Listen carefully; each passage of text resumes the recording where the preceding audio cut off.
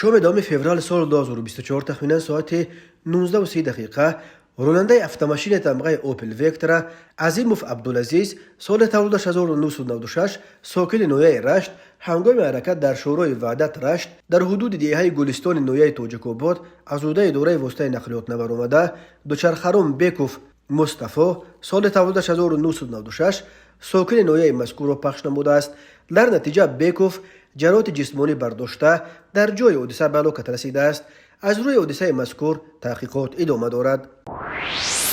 به شعبه وزارت کارهای داخلی یک در نویه فردوسی عریضه مرد 62 ساله ساکن نویه دنغره وارد گردیده است که دوام ایون سال 2015 مرد 45 ساله ساکن شهر دوشنبه با روی فریب به باوریش در آمده از او 263 سر گوسفند را به مبلغ 665 سومانی خریداری نموده چاروای مذکور را فروخته مبلغ‌های به دست آورده‌اش را به منفعت شخصیش صرف نموده است. اینچنین گمان برشونده با روی فریب به باوری مرد 54 ساله ساکن نویه دنغره در آمده از او 209 سر گوسفند را به مبلغ 523,000 سومانی خریداری نموده چاروای مذکور را فروخته مبلغ‌های به دست آورده‌اش را به منفعت شخصیش صرف نموده است. همزمان به شعبه وزارت کارهای داخلی دو در نویه سینا عریضه مرد 50 ساله ساکن شهر دوشنبه وارد گردیده است که ماه مارت سال 2022 در کوچه